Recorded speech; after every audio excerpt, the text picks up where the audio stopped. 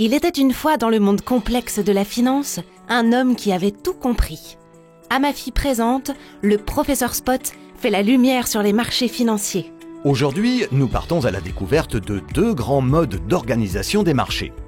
Les marchés dirigés par les prix et les marchés dirigés par les ordres. Mais d'abord, un ordre. Qu'est-ce que c'est ? Un ordre est une instruction d'achat ou de vente donnée par un investisseur. Dans un marché dirigé par les ordres, c'est la confrontation des ordres d'achat et de vente qui fait le cours. À chaque instant, le cours, c'est le niveau de prix qui permet l'échange du plus grand volume de produits. Prenons pour exemple la société Spot & Co. Nous allons voir comment à tout moment le cours de ces actions s'établit. À 10 h aujourd'hui, les ordres d'achat et de vente pour les actions de la société sont les suivants.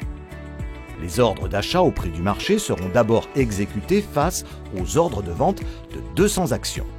Le cours s'établit alors à 10 € car c'est celui qui permet d'échanger le plus d'actions.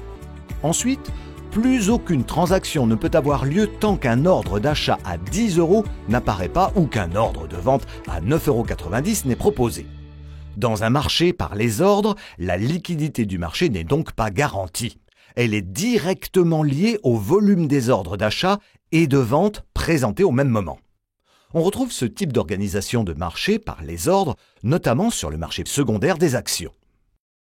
À l'inverse, dans un marché dirigé par les prix, ce sont les intermédiaires, qu'on appelle teneurs de marché, qui s'engagent à proposer tout au long de la journée un prix et une quantité à l'achat et à la vente pour certains produits financiers.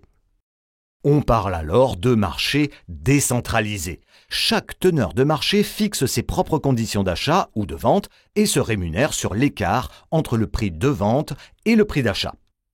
Les investisseurs, eux, font affaire avec le plus offrant. La liquidité dépend ici uniquement des teneurs de marché. Il sera toujours possible de trouver un teneur de marché prêt à effectuer la transaction si l'acheteur est prêt à acheter suffisamment cher ou si le vendeur est prêt à vendre à un prix suffisamment bas. En résumé, dans les marchés dirigés par les ordres, le prix s'établit par la confrontation centralisée de l'offre et de la demande, dont dépend leur liquidité. Au contraire, dans les marchés dirigés par les prix reposent sur des teneurs de marché qui assurent la liquidité contre rémunération. Contrairement aux marchés dirigés par les ordres, c'est donc l'investisseur qui paie le prix de cette liquidité. Vous voulez en savoir plus sur la liquidité ?